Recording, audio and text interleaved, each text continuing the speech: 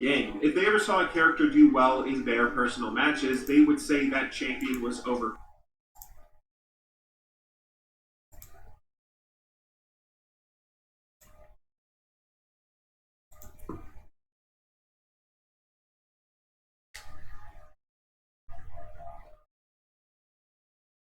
Started being aired. This meant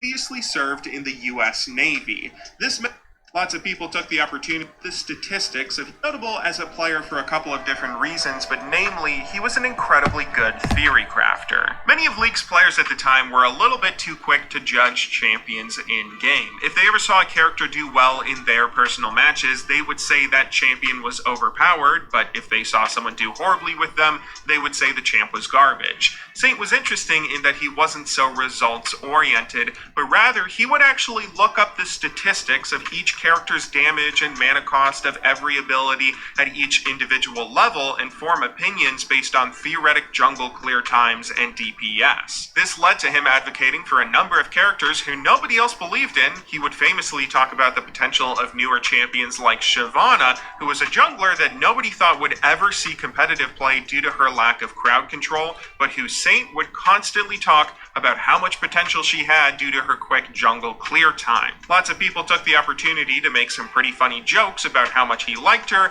and how sad Shyvana must have been when he eventually stopped playing the champion. Maybe the more interesting part about Saint Vicious, though, was he was a veteran who had previously served in the US Navy. This meant that Saint spent a considerable amount of time in a world that had very clear and defined power structures. There were recruits who reported to officers, who reported to lieutenants, who reported to admirals. When someone told you to do something, you would just do it, whether you agreed or not, because they were your superior. That's kind of how the military works. This, of course, could make League of Legends a pretty frustrating experience for Saint, considering League has no power structures. Everyone just kind of shouts at each other, telling their team what to do all the time. That may sound like the typical solo queue game, but it was even true for pro teams as well. Very few organizations in the West had designated shot callers. When players were in-game, they would just kind of say what they all thought the team should do. And if someone disagreed with a particular call one player made, they wouldn't shut up and follow it. No, they would try and convince the team they should do something else. This caused an innumerable number of fights on pro teams throughout Season 1, and I think you can see where we're going with this. When Saint Vicious joined CLG, he was now teammates with Hotshot, who these were possibly the two biggest League of Legends personalities that were now on the same roster. CLG, of course, didn't have any kind of designated shot caller like most teams of the era, and seeing as these pros were all very opinionated and very confident in their opinions being the right ones, this led to Hotshot and Saint fighting a lot. Sometimes it might be a passive-aggressive jab on stream, other times it might be a little post on Twitter, and occasionally we might get a bit of good-natured trash talk at some event. All of it again. Yeah, Saint, he's not good anymore, but he's got the old part. Saint later reflected on his time with Hotshot in a twit-longer post, stating that at the end of the day he respected him. Whatever disagreements they had mostly came from the fact that they were just kids in the grand scheme of things, fumbling around in this newly exploding world of esports, and they still had plenty of great memories together. This kind of thing happened with a lot of players on a lot of teams in this era of play, and there weren't really any sort of hard feelings. After all, this is just kind of what League of Legends players do, right? That being said, I want to talk to you about one little fight they had, which might be my favorite thing that has ever happened in League ever.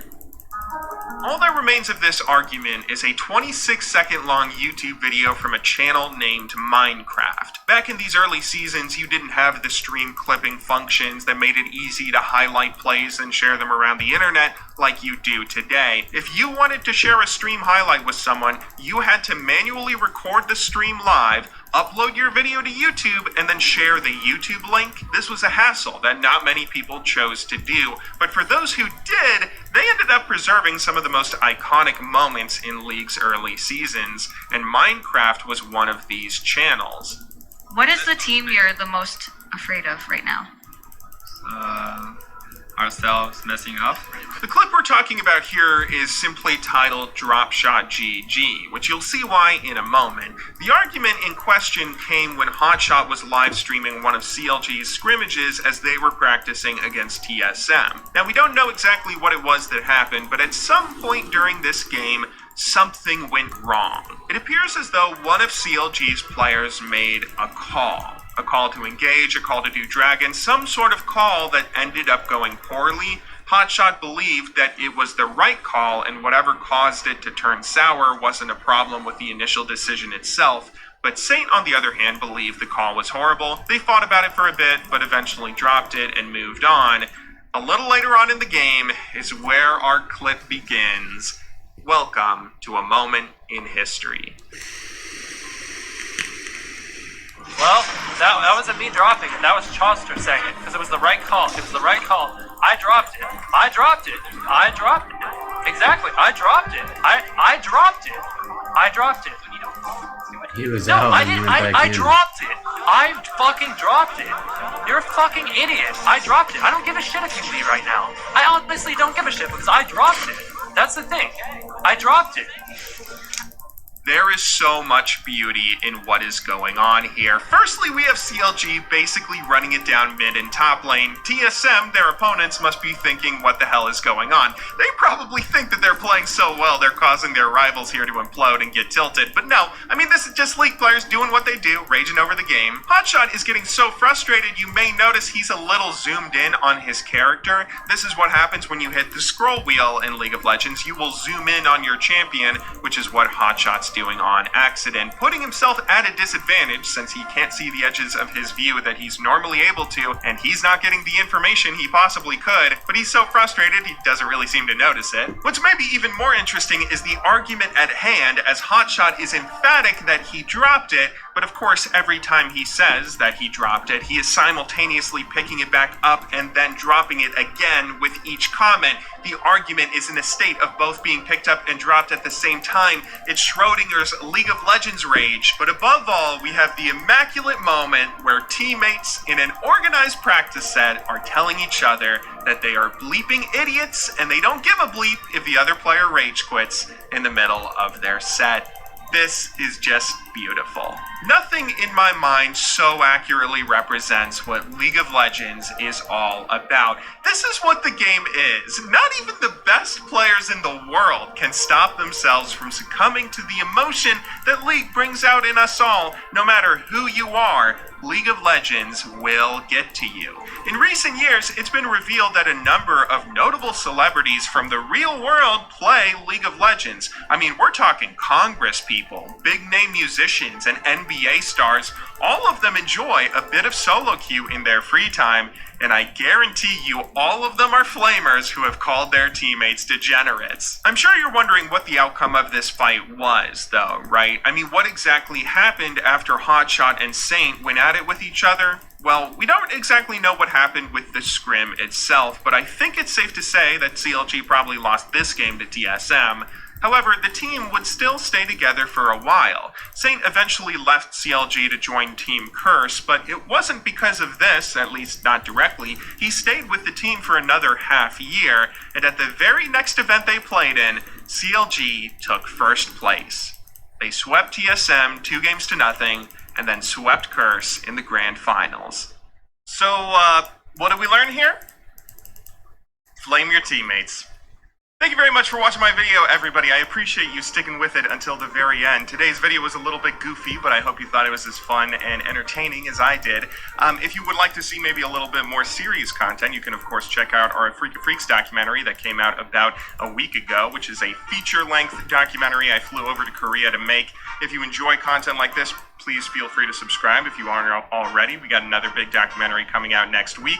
And of course, if you want to go the extra mile, please consider pledging to our Patreon page. I got some cool rewards over there for you if you are interested in that sort of thing. But anyway, thank you very much for watching today's video. I will see you all next time, but until then, good luck in solo queue and have a wonderful day. Alright, let's talk about beat prices.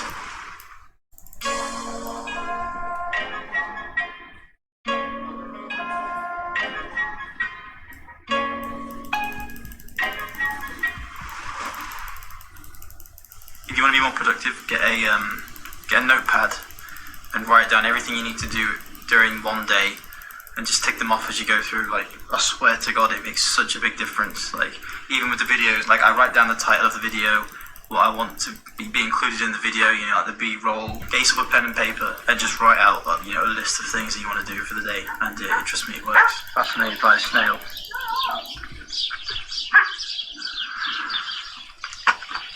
Yes.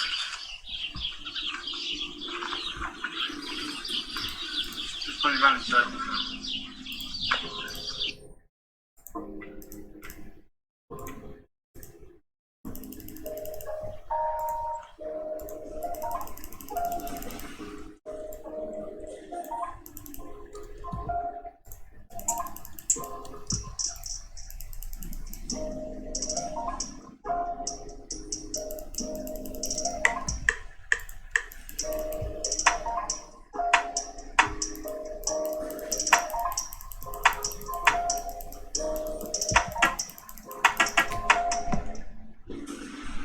Hello YouTube, this is GBay99, and today I'll be giving you guys a gameplay commentary on Aurelia.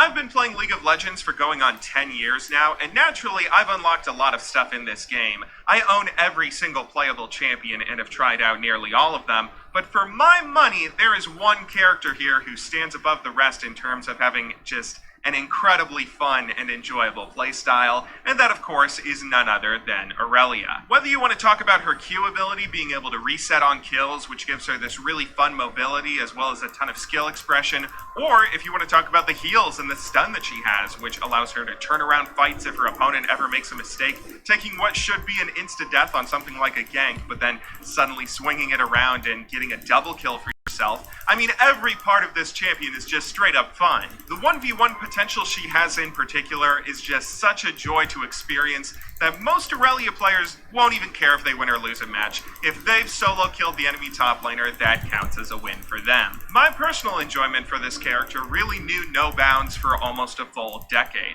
She's been my most played champion ever since Season 2, where currently I have 1.3 million mastery points with her. To put that in perspective, my next two highest mastery scores are a full million points lower. In Season 3, Season 4, Season 5, Season 6, and Season 7, she was my most played champion in solo queue ranked back to back to back to back to back. That's 5 years in a row. Season 7 in particular, I felt like I went pretty crazy with her, playing a total of 944 games that year alone, which averages out to 2.5 Aurelia games every single day, all year, no breaks. It should be mentioned, I wasn't playing Aurelia all this time because she was good, or because she was getting me high ratings or impressive scores. I am known as the perennial hard-stuck diamond player. Aurelia was not getting me up to rank 1, that's not why I was playing her. This grind was simply for a love of the champion. I just had such a good time playing her, or at least I used to. On April 4th of 2018, 8 years after Aurelia's initial release, Riot Games made the decision to do the unthinkable. They reworked Aurelia.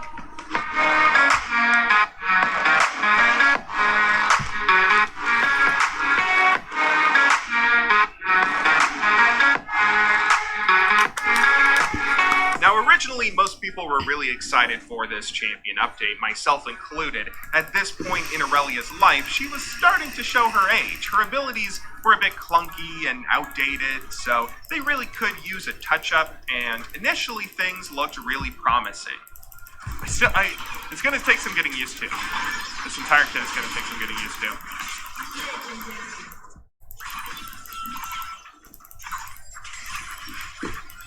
Oh, but that's so satisfying, dude! The first few games people played with her new abilities on the public beta environment looked really exciting. She still had some of her old iconic abilities that were maybe just modernized, and people were still able to do quite well with her. But that's kind of what the issue ended up being. They were doing too well. Aurelia was too strong. It turns out her new abilities were just so good together that she ended up being permabanned in ranked on release. And after a while passed, she eventually received some nerfs, but nothing changed. She was still too strong, still permabanned. Riot had to nerf Aurelia multiple times before she was ever playable again, and by that point, Aurelia had been nerfed so much that she was no longer playable in her original lane. She had now turned into a mid lane assassin and could no longer be played as a top lane bruiser. This was devastating to the Aurelia community. Originally, Aurelia was meant to be this lane-dominant top laner who could go toe-to-toe with anybody if her user was skillful enough at least, but now she couldn't be played at all in her original lane. Old matchups that used to be skill-expressive joys to play, like Darius or Jax, became straight-up counterpicks to her overnight. And personally speaking, from the perspective of somebody who spent so much time with this individual champion, I was just heartbroken and dejected from all this. Now, to give Riot credit, they eventually tried to rebuff Aurelia and just fix her a little bit so she could be played as a top laner again, but by that point, it was a little bit too late for me. I had already given up on the character and felt like any more time I spent playing her would just be a bit of a waste. Now, I'm sure there's plenty of people out there who would probably say the only reason I stopped playing Aurelia was because she now takes more skill and that it's not as easy to stomp a laning phase with her, which to those people I would say, shut up. Okay, the problem with new Aurelia wasn't even that she was bad or that she was more difficult. It's that she wasn't the same original champion she used to be. Her playstyle had been completely reversed, whereas before she was all about being good in the early and mid game and then maybe falling off in the late game, but that's fine because you got to style on someone 1v1. Well, now she was just this late game scaler who you didn't get to do anything in laning phase because everybody beat you 1v1 and all your fun moments that you may have had playing her were never going to be relived again. So, it simply appeared as though I thought that, Aurelia was no longer going to be that great champion I had so much fun playing for 5 full years. Or at least that's what I thought. In this past year, League of Legends has not been kind to me really at all. Currently, at time of recording this, I am in gold rating, which is pretty far off from where I had previously been hard stuck, which before it wasn't even all that impressive. Now it's downright embarrassing. Ranked has been a pretty humiliating endeavor in general that's kind of defeated my ego and forced me to reevaluate some of my preconceived notions. Like all those truths that you just assume are self-evident, I'm starting to question. Am I actually the best player in the world, like I think I am? Is it actually my teammates causing me to lose all these games? Is Soraka top lane actually the dumbest thing to happen to League of Legends? That one's kind of true. But the point being, I have faced myself in the mirror, seen who I really am, and decided to reform. I am molding myself into what I should be, which is an honest, hardworking farmer. Someone who is no longer worried about dreams of fame and fortune. I just want to till my land, put in an honest day's work, and get back to my roots of climbing and raiding the good old way, which is a slow but determined grind. And as I've been on this journey of self-discovery and reevaluation, I have had to face some facts about some of those old opinions that I used to hold about champions and metas within League, questioning things like, maybe I was actually wrong about Aurelia. Maybe she isn't as bad of a champion as I thought. Maybe I was the problem after all, and if I spend some time relearning the character, maybe I can find that magic I used to have with her and relive my glory days. So I decided to be a grown-up, put my ego aside, and pick her up, giving my favorite old champion another shot.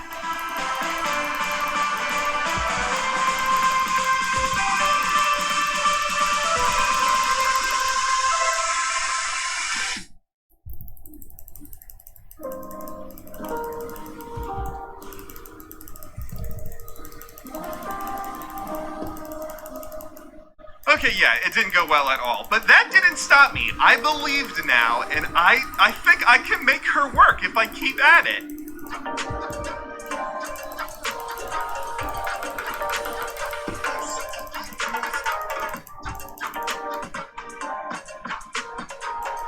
Oh no!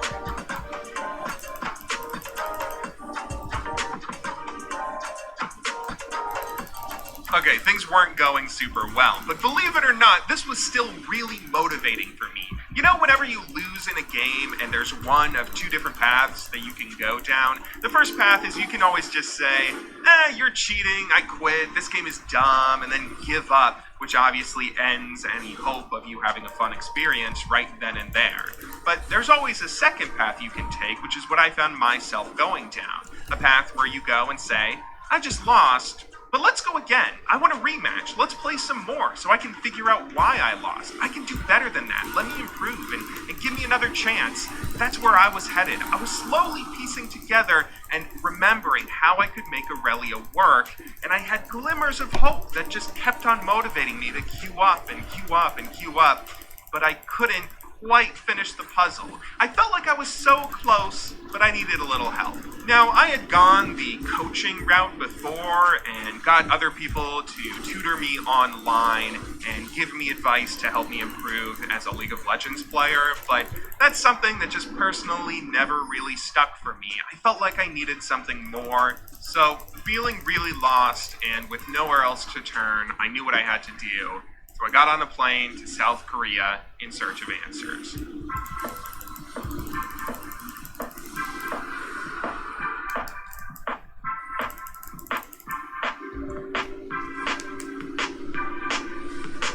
South Korea is a mecca for League of Legends, filled with fakers and flames. Nearly all of the best League of Legends players in the world hold a Korean passport.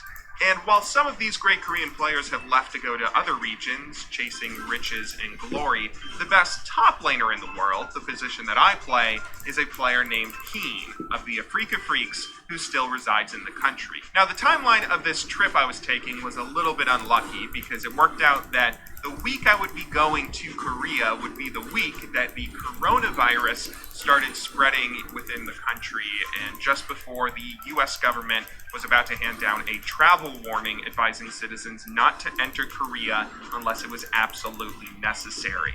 This was absolutely necessary. The Afrika Freaks graciously allowed me to interview Keen as well as the rest of the players on their team with the condition that I make a full-fledged documentary for them, as I have done with a few other teams on my YouTube channel, which it's a lot of work to make these documentaries, but I mean, Aurelia is worth it, so I agree. When I entered the country, I was firstly just shocked at the beauty and culture of the place. This was my first time ever traveling to the eastern half of the world, and it was a surreally gorgeous experience. But I had to stay focused on what I came here to do, and on the third day of my trip, it was time. I was put into a car and driven a few dozen miles outside of Seoul to the Afrika Freaks team house.